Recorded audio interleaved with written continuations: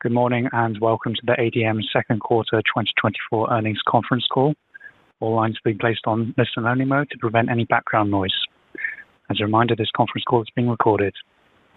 And I'd like to introduce your host for today's call, Megan Britt, Vice President, Investor Relations for ADM. Ms. Britt, you may begin. Thank you, Elliot. Hello and welcome to the second quarter earnings webcast for ADM.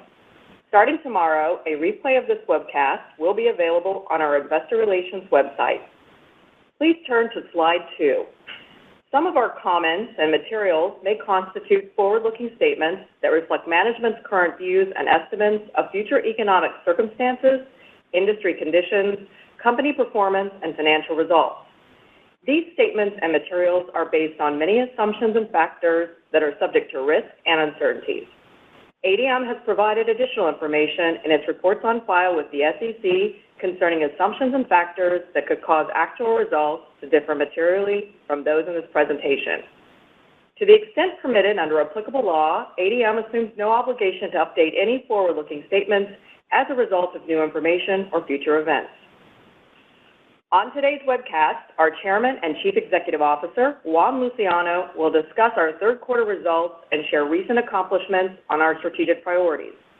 Our Chief Financial Officer, Ishmael Roig, will review segment-level performance and provide an update on our cash generation and capital allocation actions. Juan will have some closing remarks, and then he and Ishmael will take your questions. Please turn to slide 4. I'll now turn the call over to Juan. Thank you, Megan, and good morning to all who have joined for today's call. Today, ADM reported second quarter adjusted earnings per share of $1.03 with an adjusted segment operating profit of $1 billion. Our trailing four-quarter average adjusted ROIC was 9.7%. We delivered strong cash flow from operations before working capital at $1.7 billion. Year to date, this equates to an adjusted earnings per share of $2.49 and an adjusted segment operating profit of $2.3 billion. Our team delivered solid results in challenging market conditions, highlighting the efforts of our teams across the business to manage through the commodity down cycle while putting our nutrition business on a path to recovery. Additionally, we saw signs of improving fundamentals within crush and ethanol later in the quarter, positioning us for a strong second half. We're also flexing our capital allocation strategy to return cash to shareholders, completing our planned share repurchases for the quarter and delivering our 370th consecutive quarterly dividend. Next slide, please. Let's start by reviewing the top-line results of our business units alongside our efforts to manage the cycle through productivity and innovation. Ag Services and Oilseeds results are significantly lower than the record results of prior years due to the ongoing rebalancing of the supply and demand environment and overall lower farmer selling. In anticipation of this year's challenges, we focus on driving stronger production volumes and actively leveraging our footprint to match supply to demand around the globe. We've also focused on differentiation opportunities, extending margins and growing volumes by more than 20% year over year in areas like destination marketing, achieving our targeted run rate in our Green Bison JV for renewable green diesel feedstocks, and bringing new solutions to our customers through innovations, such as our recent EUDR-compliant, fully traceable soybean program and the expansion of our regenerative agriculture partnerships and acreage. These Regen Ag programs highlight our leadership in this space. ADM was named a finalist in Fast Company's World Changing Ideas in May, and just last week we released our second annual Regen Ag report detailing the data-backed results we are achieving across our global operations. Carbohydrate Solutions has continued a solid performance trajectory, driven by strong margins for sweeteners, starches, and flour, with higher volumes year over year. Ethanol margins also strengthened as industry production tried to keep pace with robust export and domestic demand. Along with this performance, we are continuing to drive innovation-based growth through the sustainability-centered evolution of the business. We have delivered 7% year-to-date volume expansion across our BioSolutions platform, increased start capacity in our Marshall, Minnesota facility to meet growing demand from food, beverage, and industrial customers, and in a milestone for our strategic partnership, Solugen recently broke ground on a 500,000 square foot biomanufacturing facility that will use ADM-sourced dextrose for applications in water treatment, agriculture, energy, and home and personal care. Within our productivity agenda, the drive for execution excellence is continuing to deliver simplification and cost-saving opportunities across the enterprise. In Q2, we advanced hundreds of projects that put us clearly on the path to the planned $500 million in cost reduction over the next 2 years.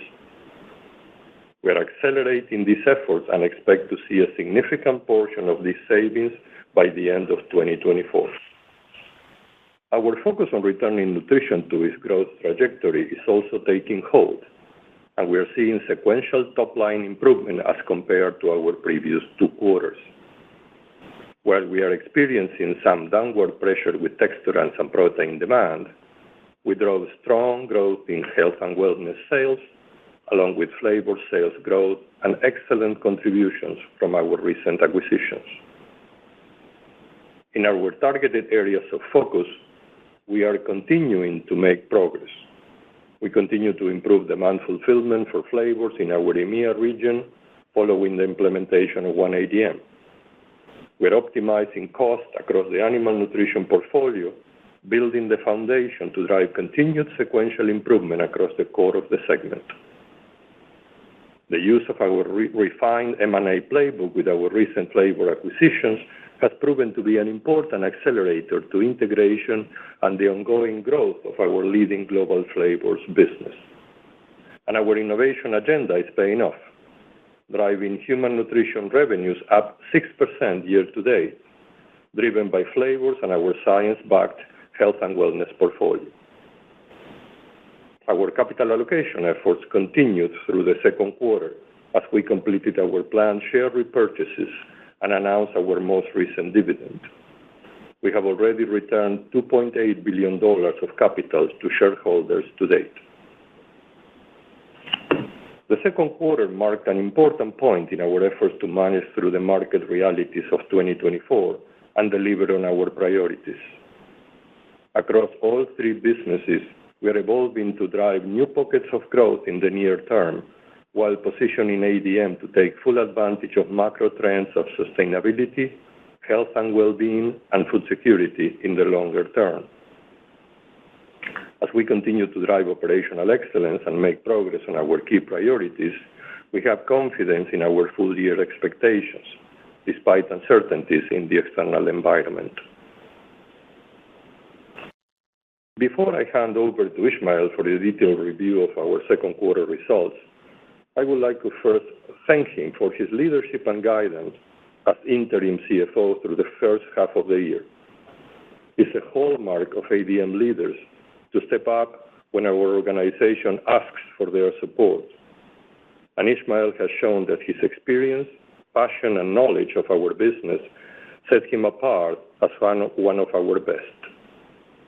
We're excited to be welcoming Monish Patolawala to ADM as our new CFO in August, and know Ishmael has important work to do as he returns to lead EMEA and Animal Nutrition's continued growth.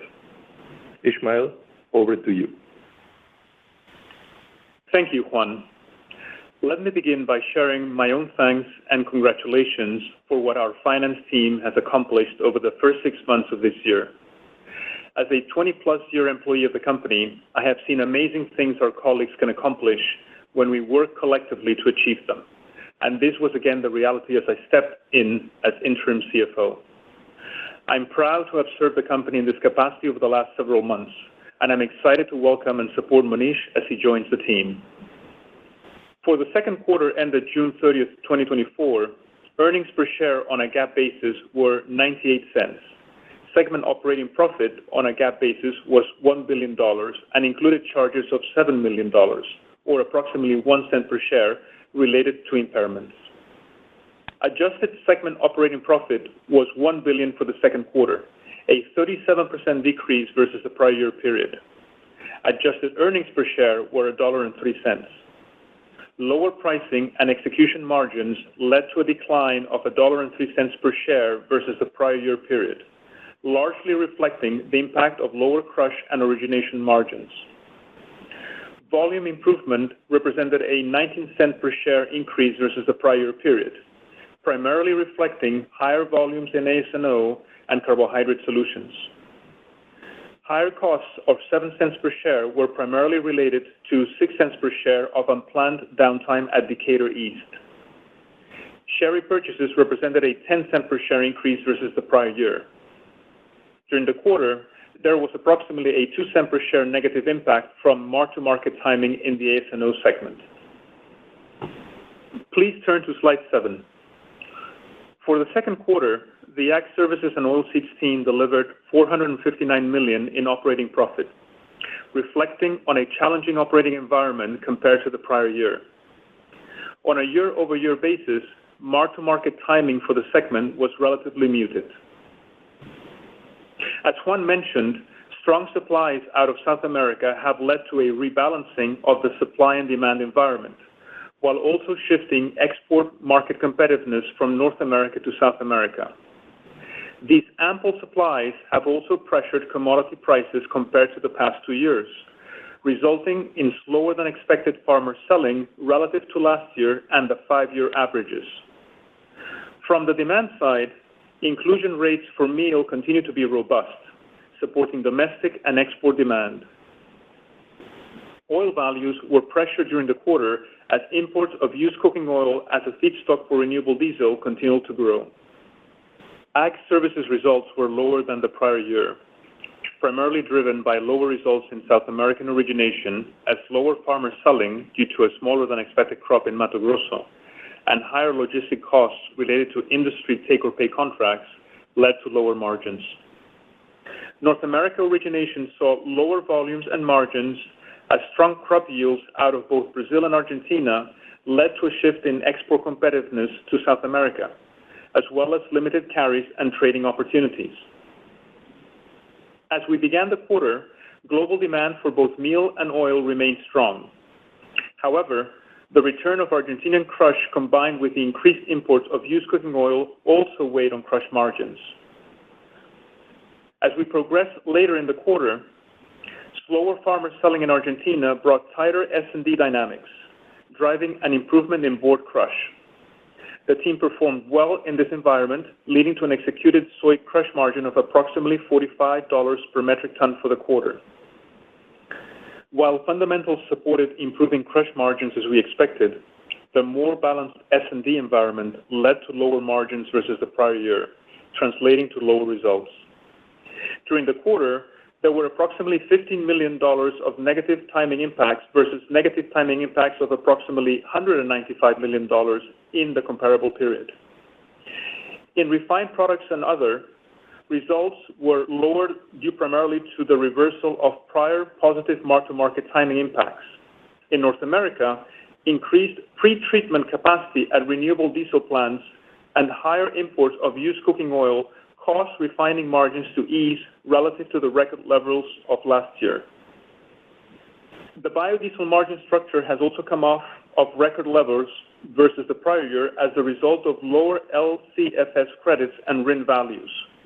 During the quarter, there were approximately $90 million of negative timing impacts versus positive timing impacts of approximately $90 million in the comparable period. Equity earnings from Wilmar of $68 million were lower compared to the prior year quarter. Moving to slide 8. The Carbohydrate Solutions team executed well, delivering $357 million in operating profit for the second quarter, which was higher versus the prior year. Industry fundamentals in the starches and sweeteners space continue to be supported by strong sweetener demand and an improving starch market. Within ethanol, markets became more constructive as we advanced later in the quarter and stocks moved lower, firming up both domestic and export margins. Demand for ethanol remained robust, supported by summer driving season in the U.S., solid domestic blending rates, and export demand. The starches and sweeteners subsegment results were higher year-over-year as strong margins and volumes in North America were partially offset by lower margins in the EMEA region as they came off historically high levels. And our operational excellence efforts have helped streamline our processes and overall efficiencies, leading to improved cost positions. In the Vantage Corn Processing subsegment, strong export demand for ethanol supported solid ethanol margins, leading to higher year-over-year results. Moving to slide 9. Nutrition revenues were $1.9 billion for the second quarter, up 3% on a year-over-year basis and sequentially improved from the first quarter. Our human nutrition subsegment grew 10% year-over-year, as strong M&A revenue contributions, as well as improved volumes and mix and flavors, combined with strong growth in our health and wellness business, more than offset headwinds from lower pricing in the texturants market and lower plant-based protein demand. Our animal nutrition subsegment had lower revenues versus the prior year as lower pricing and mix was partially offset by improved volumes in the base business. Please turn to slide 10. The second quarter marked another quarter of progress with sequential improvement in operating profit for the nutrition business. When comparing to the prior year quarter, human nutrition results were lower, primarily driven by unplanned downtime at Decatur East and lower texturants pricing in the specialty ingredients business. Within flavors, we have continued to improve operations, which has led to higher shipments sequentially. In animal nutrition, results were higher versus the prior year as improved execution in the base business has led to higher volumes, and cost optimization actions and lower commodity prices helped support margins, partially offset by lower pet solutions performance in North America and Brazil. Turning to slide 11. For the second quarter, other segment operating profit was $96 million, up 12% compared to the prior year period, supported by higher captive insurance results due to lower claim activity. ADM Investor Services results decreased on lower interest income. In corporate for the second quarter, unallocated corporate costs increased on higher global technology investments to support digital transformation efforts, increased legal fees, and increased securitization fees. Turning to our balance sheet and cash flows on slide 12. Through the second quarter, the company has continued to generate healthy cash flows with $1.7 billion of operating cash flow before working capital. Our current leverage ratio is now within our targeted range, reflecting our disciplined approach to balance sheet management and robust cash flow generation. With robust financial flexibility, we have been able to support both strategic initiatives to support long-term growth and also leverage excess cash for enhanced shareholder returns. During the quarter, we repurchased over 16 million shares through our open market repurchase program, returning approximately $1 billion of capital, thus making the completion of our targeted $2.3 billion of share repurchases for the year. In total, we have returned $2.8 billion of capital to shareholders through repurchases and dividends so far in 2024. We also continue to invest in the business with an enhanced focus on the reliability of our asset performance, allocating $700 million to capital expenditures. Now, breaking down our expectations for the third quarter by segment on slide 13. In AS&O, we anticipate the third quarter to be lower versus the prior year, but improved from the cyclical low-margin environment from the second quarter. We anticipate demand for both meal and oil to remain robust and support crush margins, however, likely lower than the levels in the prior year. We anticipate improved process volumes in the third quarter as we enhance our focus on operational excellence across our network, and as our Green Bison JV achieves full run rates. It is also important to note the prior year period also included a $48 million insurance recovery related to damages from Hurricane Ida. In Carbohydrate Solutions, we anticipate a strong third quarter, but lower than the prior year as wheat milling margins moderate off elevated levels. Network optimization and operational excellence will continue to support strong earnings in the second half. We anticipate solid demand for ethanol both domestically and in the export markets, and upside opportunities could be presented if fundamentals hold. In nutrition, we expect the third quarter to be higher than the prior year period. The team is systematically optimizing the organizational and operational structure across both human and animal nutrition, which are expected to continue to yield cost benefits throughout the year. Coupling this with our efforts to convert pipeline opportunities and drive improved volumes, we anticipate to see continued sequential improvement in the nutrition business throughout the year. Turning to slide 14 to discuss our full-year guidance assumptions. We anticipated increased crop production in South America would lead to lower margins across the AS&O segment in 2024, and that global soybean crush margins would likely be in the range of $35 per metric ton to $60 per metric ton for the year, with performance around the midpoint determined by the strength of soybean meal and oil demand.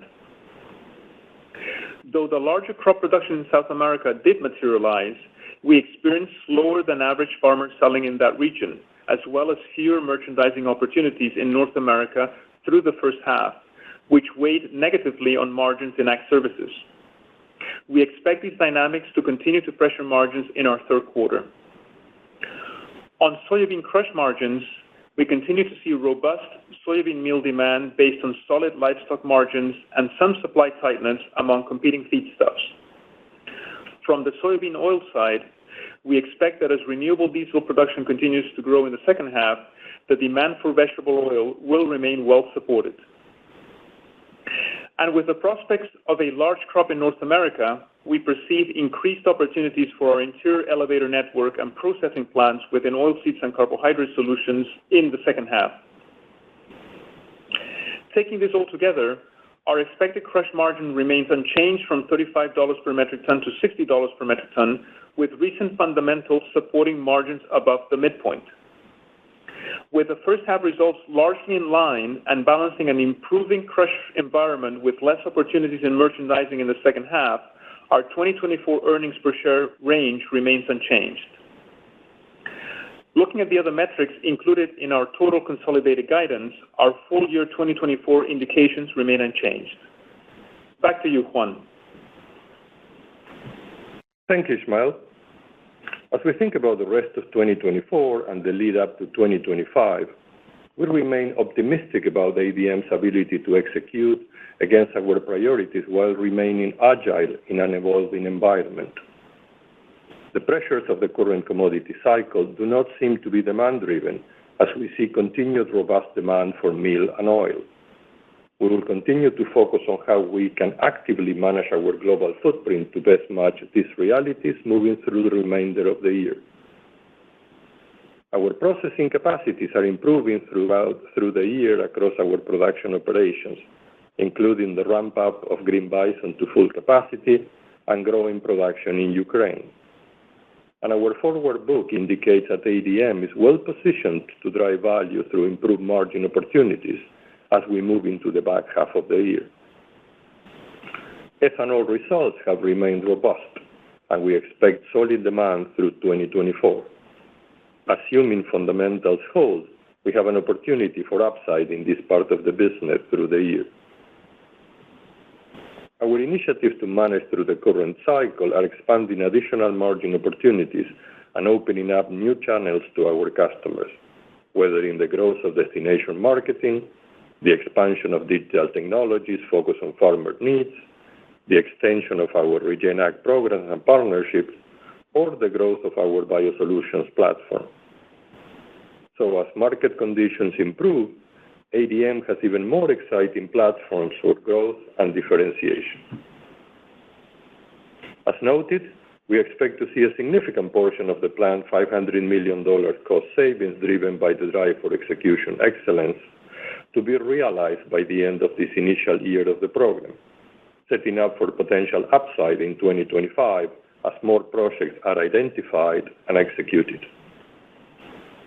Our nutrition business has moved beyond green shoots of positive momentum. we now see cyclical improvement across the broader portfolio: flavors, health and wellness, animal nutrition. As this continues through year-end, we expect a return to growth that will continue and expand in 2025. In short, progress against our priorities, along with our experienced team's ability to pivot in response to an ever-changing external environment, give us confidence in a solid close to the year and set ADM up well for a continued growth trajectory for our food business in 2025. Thank you. Operator, please open the line for questions. Thank you. If you would like to ask a question, please press star followed by 1 on your telephone keypad. If you would like to withdraw your question, please press star followed by 2. When preparing to ask your question, please ensure your device is unmuted locally. And today we ask you to limit yourself to one question and to rejoin the queue if you have any follow-ups. Our first question comes from Andrew Strelzik with BMO. Your line is open. Please go ahead. Hey, good morning. Thanks for taking the questions. I guess I wanted to ask about good morning. I wanted to ask about the guidance. It seems like you tempered a little bit the language on the AS&O side, and nothing else really was changed, and you kept the EPS guidance. So I guess I'm curious if there are kind of any other underlying offsets, or if you're thinking about kind of the range differently at all. And maybe, as we've seen more crush margin strength materialize through the year, how much visibility you have to that? Yeah, thank you, Andrew. Listen, as you know, we have 3 businesses. Ag Services and Oilseeds is in this, what we call a transition year, if you will, a rebalancing year from tight supplies to more comfortable S&Ds. And so we expected to have a Q2 that was challenging, facing challenging conditions, which we did, and I think we navigated well.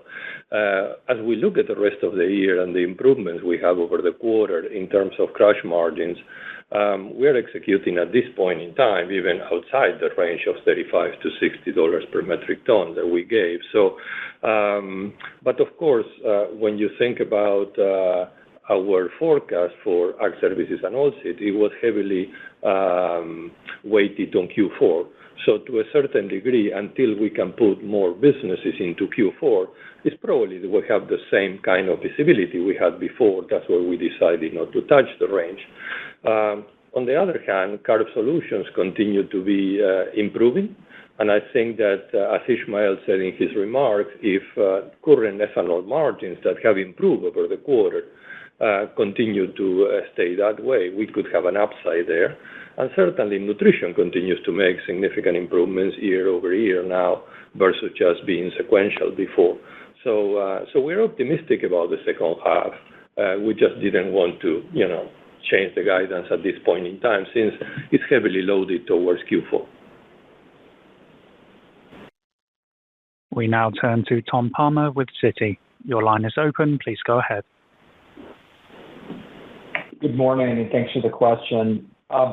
Wanted to ask on the nutrition side, you reiterated the outlook for segment profit to increase year over year for the full year. I first just wanted to confirm that this is after adding back the write-down in the fourth quarter, so off, I think, kind of a $495 billion base.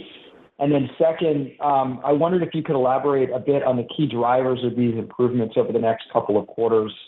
The implication would seem to be that 3Q is up year over year. The implication of 3Q being up year over year would seem to imply like a pretty meaningful increase between 2Q and 3Q. I think historically we've seen the opposite, where 2Q is a bit more seasonally strong. So just any help on that sequential improvement, and then off just the base that we're looking to grow as we look at this year. Thank you. Yeah, Tom. The base is what you described. You are correct in your assumption there. Let me give you some feel here. The sequential improvement continues in the business, as we said, and that when we start looking at Q3, it looks like it's going to be year-over-year improvement, which marks a significant improvement in Q3 versus Q2. If I go through the different segments, if you will, flavors continues to do well. I think the business is up in sales 6%, excluding M&A. Of course, still reeling with some higher cost because of all the demand fulfillment improvements we needed to make. But demand is coming back to normal, recovering after this stocking period. So we feel good about our pipeline there. We feel good about our prospects for flavor. Specialty ingredients continue to have a challenging time. Demand is soft, and we are working through our plant issues. Also, we have the issue of texturants, or more specifically, emulsifiers in that area, are coming down after significant record prices last year, if you will. Health and wellness continues to be very strong. Biotics sales growth are up to 22%. And I think that the pipeline there and the prospects continue to be very strong. When you think about animal sector, in animal nutrition, excluding pet, improvement continues, and based on a strong self-help plan, so it's very much under our control, so we feel good about that.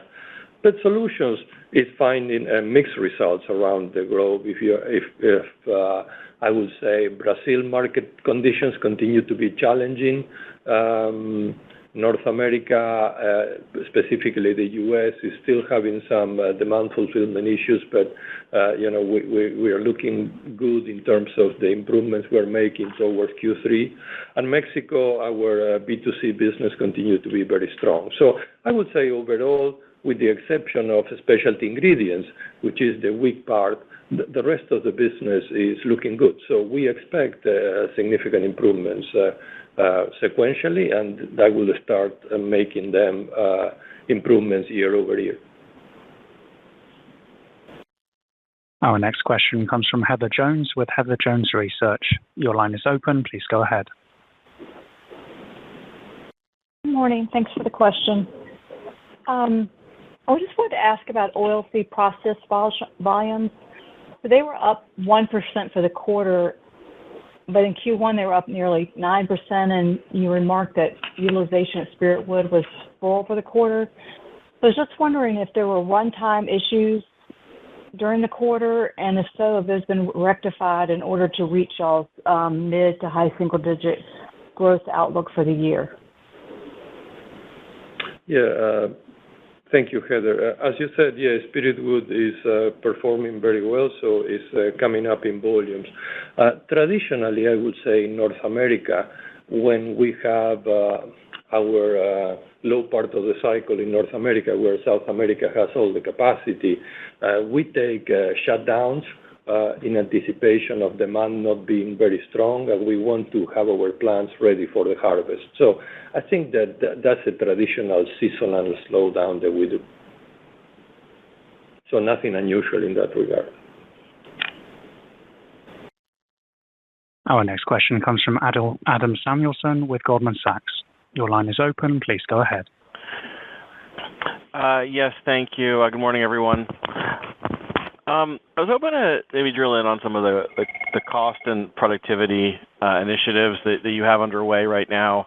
And I think, one, there's a target of $500 million of savings by the end of 2025, kind of split between the 2 years. Can you maybe provide an update on what you've realized to date in 2024, what the 2024 savings kind of are expected to be on a net basis, and maybe any additional color in terms of where within the portfolio those are actually hitting the P&L? That'd be really appreciated. Thank you. Mm-hmm. Yeah, thank you, Adam, for the question. Yeah, we're very proud of how this initiative that we put together at the beginning of the year has continued to accelerate. So far, we are on track. If you think about $500 million in over 2 years, that's about $125 million per half. we delivered about $127 million in the first half. So we're pretty much on track there. But this group of activities and projects and ideas continue to accelerate. So that's not going to be linear. It's going to be an accelerated bringing up to the P&L and to the bottom line. So we feel very good about it. We are very confident that our forecast shows that we're going to deliver on the $500 million way before the 2-year mark. With regards to what's the distribution of that, of course, sometimes when you have more bigger manufacturing units or bigger energy consumption, like in Carb Solutions, you have more opportunities to bring that. So I would say, if I were to name a ranking today, initially out of the gates, we see more in Carb Solutions and Nutrition because of some of the improvements we needed to make in demand fulfillment, and maybe Ag Services and Oilseeds having to pick up momentum during the second half. So we will see that. So, but overall, I think good distribution of projects around the 4 geographies and the 3 businesses. And again, catching momentum. When you have a big organization that you need to promote all these activities, so not everybody starts at the same time. So we feel very good by being on track, and again, we think ahead of schedule for our $500 million over 2 years. Our next question comes from Ben Theurer with Barclays. Your line is open. Please go ahead. Yeah, good morning, Juan, Ismael. Thanks for taking my question. Wanted to go back to the nutrition business and just understand a little bit what your cadence is into the back half as the Decatur East plant's going to come back in. You've flagged the $25 million higher fixed cost observation, but just wanted to understand how immediately are you going to be able to gain this back? So as we move into the ramp up of this the east part of Decatur, how should we think about those cost headwinds that we've been seeing over the past? Is that to be recovered in 24? Or is that more of a 25 thing? Thank you. Yes, thank you for the question. From the point of view of plant protein, we do expect the plant to come online again in Q4, so we will see some of that recovery coming in. I think as we look at the second half, we significantly pulled quite a bit of volume out in 2023 as a result, obviously, of the Decatur East facility, but also we had in demand fulfillment. So we did report a 3% revenue growth. As we look into the second half, we are seeing an acceleration of that. We expect overall to be on track to deliver roughly in the mid-single-digit growth when we bring back some of these facilities and demand fulfillment capabilities that we had lost in the second half of 23. I would say then, complementing Ismael, I think it's a 25 impact, not very much a 24 impact, even if the Q4. So. Our next question comes from Manav Gupta with UBS. Your line is open. Please go ahead. Hi, quick question. We are seeing a very strong rebound in ethanol margins, and it's just seasonal. Is it what else going out there? Do you think this sustains itself in the second half? And then how does that position you well in the sweeteners and starches business across in the second half? Thank you. Yeah, thank you, Manav, for the question. We have been seeing for a while that exports have been increasing year over year. So ethanol continues to be one of the cheapest alkoxylates out there, and it's very competitive with gasoline in many parts of the world. So we have seen a strong domestic demand because of miles driven in the U.S., especially now with the summer. We have been seeing good blending in the U.S. I think that the price of ethanol is very competitive to encourage blending. And we have seen exports at levels that we never seen before, probably north of 1.7, maybe even 1.9 billion gallons per year. So I think that that was a very logical kind of, when you see that the strong demand was a very logical that prices will rebound. And again, we don't see any change for now. It will depend on how much the U.S. produces, of course, of ethanol. But at this point in time, margins are holding, and we think that it bodes well for a strong Q3. In terms of sweeteners and starches, that business continued to have very robust volumes and very good margins. If anything, that you can see a little bit of a pullback of the energy complex, if you will. That bodes well for manufacturing costs because these are big facilities. They consume a lot of energy. So natural gas prices being close to $2 is a little bit of a tailwind for us. So Carb Solution is having a very good year, and so we expect that to continue. I'd like to compliment with on the sweeteners and starches side. As you know, there's been a fairly low corn crop in Mexico, and that has certainly helped with exports of sweetener and starch products into Mexico. So it's created a demand pool into Mexico that has helped the overall margin structure for our business in North America. As a reminder, if you'd like to ask a question or have any follow-ups, please press star 1 on your telephone keypad now. We now turn to Salvatore Tiano with Bank of America. Your line is open. Please go ahead. Thank you very much. I just wanted to clarify a little bit on the crush margins. Again, I think you made in your prepared remarks a comment that soybean crush margins were $45 per ton in Q2, and at least based on the reported EBIT, I don't know if I'm missing something, and I know it may not be fully comparable, but it looks like your crush margins per ton were much lower than that. So what am I missing here? Is your, I guess, benchmark the way you're presenting the $35 to $60 materially different from what we would see, for example, on a Bloomberg synthetic margin? And you made also the comment that you recently executed the trades, I guess, above the top end of the range, above $60. So can you elaborate a little bit on that? Are we talking about just one-off trades, or is it something that you're actually consistently generating so far in Q3? Sure. Yeah, let me clarify for you.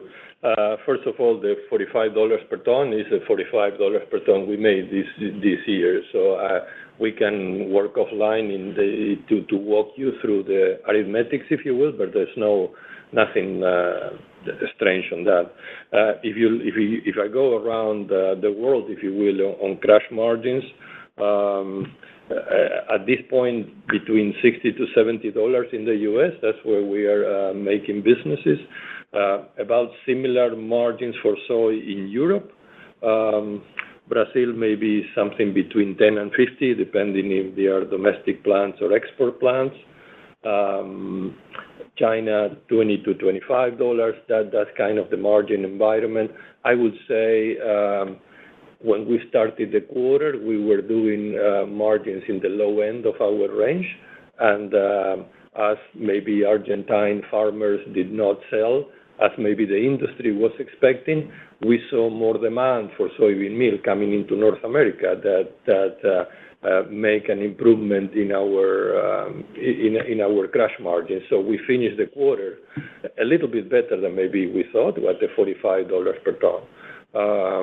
We are selling. We said before that we were relatively open going out. We have some of the Q3 sold.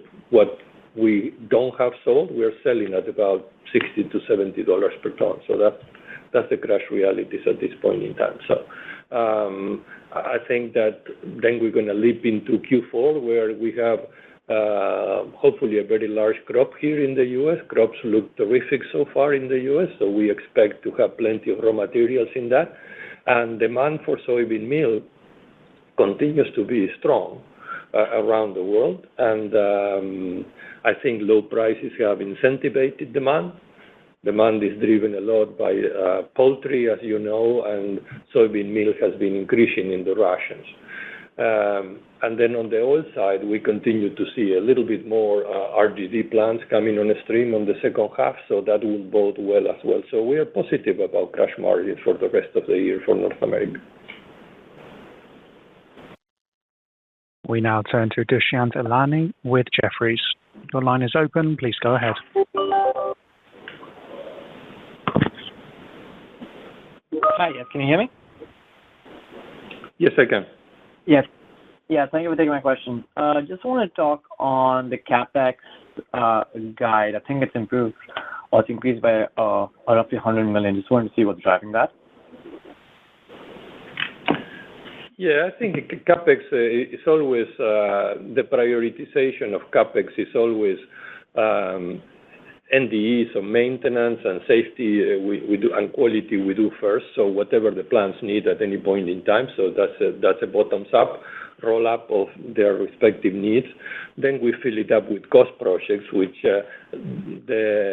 the execution excellence challenge that we have to deliver $500 million and bring in more ideas. Some of those ideas require CapEx, so you can see that growing. And then there are growth projects around the world. So I would say nothing specifically. It's a little bit of everybody else executing on their plans. So I would say nothing. There is a little bit of CapEx inflation as well in our numbers because things are a little bit more expensive than maybe they were 2 years ago. Our next question comes from Stephen Haynes with Morgan Stanley. Your line is open. Please go ahead. Hey, good morning. Thanks for taking my question. I wanted to come back to Argentina. You mentioned good morning, Juan. You mentioned it's kind of been a bit of a tailwind kind of towards the end of the second quarter on some slower than expected farmer selling. So how are you kind of thinking about how that evolves over the balance of the year? And you kind of help us think about the risk of Argentina kind of coming back into the market in a more meaningful way going forward. Thank you. Yeah. So what happened in Argentina, there was a big expectation for the unification of the exchange rate. And of course, that hasn't happened so far. On the contrary, the gap has increased to about 50% or 55%. So at this point in time, when you combine low commodity prices because of all the abundant production, and then the exchange rate, it's not very favorable for the farmer to sell. So the farmer in Argentina is selling a little bit more corn, but trying to hold the beans. Will the government? So the question is, will the government be able to unify the exchange rate? I think the government's priorities right now is to fight inflation, and that was the whole plan. So they don't have a lot of room to maneuver to change something because the moment you devalue or you change the exchange rate, everything is translated into prices. And the priority right now is to control prices. So I think this is for the good of Argentina long term as a country, but I think short term will present a problem for the farmer to sell. So I think the farmer will hold as much as possible unless there is a special program that the government rolls out that they don't seem to have a lot of latitude to do so at this point in time. So I think we need to be cautious about the thinking that a lot of the crop will come as a glut to Argentina. It hasn't happened so far. We have a follow-up question from Heather Jones with Heather Jones Research. Your line is open. Please go ahead. Thanks for taking the follow-up. I wanted to ask about the Chinese UCO into the U.S. situation. So our understanding is those have slowed some, and then there's an expectation that with Europe imposing anti-dumping duties on Chinese biodiesel, that China may shift more of their UCO to that market and not as much to the U.S. And just was wondering what y'all are seeing there and how you're expecting that to evolve throughout the year. Yeah, thank you, Heather. So of course, there was a lot of noise by the industry about the prospects of maybe some adulterated or not quite truly UCO coming into the U.S. and checking for that. So we have seen some significant moderation of that coming. I don't want to pinpoint a particular reason, but part of that, what you mentioned, maybe in Europe is true as well. Europe will not allow row crops to be part of that, so as they start to build SAF, they will have to use more UCO. So it's naturally that some of those flows will move to Europe. The current North American feedstock market is better balanced after the situation we have in Q1. So I think also we saw palm oil going up in prices.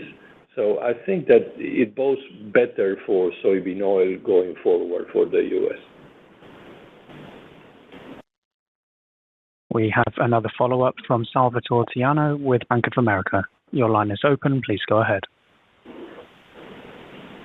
Yes, thank you very much. Just want to ask about the ethanol outlook, and I know you talked about a lot of factors here, but clearly your commentary on the starches and sweeteners, which include, I guess, the wet mills, was more negative, saying about lower ethanol margins year on year, whereas VCP, being the dry mills, it was much, much higher year on year. So can you discuss a little bit the differentiation there? And it seems like a lot of the delta is from the export side. So essentially, are you seeing different pricing, different margins on the exports? And as they become a much more important part of the ethanol mix, which we weren't used to in the past, is this something that, besides being a driver of demand and operating rates, is it something that's margin accretive, or do the netbacks tend to be lower for export ethanol? Yeah, there are several factors, Salvador, here in play. So first of all, the ethanol margins are the ethanol margins, and they are better right now. They are probably twice as big as they were at the beginning of the quarter. There are some particular export markets where we can export as a premium, and we're taking advantage on that. I don't have top of my head where we export those from in terms of plants, but at this point in time, I would say the challenge, not the challenge, but maybe the activity has been on the logistics side to make sure that we can fulfill all the exports and we can get the materials to the ports. Because, as you said, and I said before, demand has been very strong and margins are very good, so we need to take advantage on that. Plants are running well. As I said, costs are coming a little bit lower, so this all bodes well for the forecast. And there's no reason for demand to change significantly outside of the world. We have a basket of countries where we are exporting is very well balanced. So at this point in time, we're looking at Q3 with optimism. We have another follow-up from Andrew Strelzik with BMO. Your line is open. Please go ahead. Great. Thank you. I wanted to just get your perspective on broader biofuels policy. As we get deeper into the back part of the year here, we're getting close to some upcoming changes. Obviously, the PTC, maybe decisions around the RVO, import-export dynamics. So, just was curious for some updated thoughts about how those policy shifts will impact your business and whether you think there's, risk on the timing of some of those things getting done. It feels like some of the timing around biofuels policy has been a moving target in a number of different ways. So just curious for how you're thinking about that progressing and impacting your business from here. Thanks. Yeah, I think all this regulatory framework creates, movements and uncertainty. The more clarity the industry can have, of course, the better. I think you have to think about the message around biodiesel, blenders credit to it, producer credit is, at the end of the day, we still have a higher mandate for 2025 and a RIN deficit in 2024. So I think that you have to think that vegetable oil will be part of the solution to filling that mandate. Ultimately, the pie is getting bigger here. And native vegetable oil should be gaining on the low CI products, especially now that California LCFS credits have come down a little bit. So I think that the problem with these are the short terms gyrations of that. It's very difficult to know what's going to happen in Q4. So maybe we have accelerated buying in Q4. Maybe we have a little bit of a slowdown in Q1. But I think overall, as we look at that, overall policy is constructive for all this, and we see more demand and the pie getting bigger. So I think it's all positive for crush margins in the medium or long term. Calling it by quarter is more difficult. We have no further questions, so I'll now hand back to Megan Britt for closing remarks. Thank you for joining us today. Please feel free to follow up with me if you have additional questions. Have a good day, and thanks for your time and interest in ADM. Ladies and gentlemen, today's call is now concluded. We'd like to thank you for your participation. You may now disconnect your lines.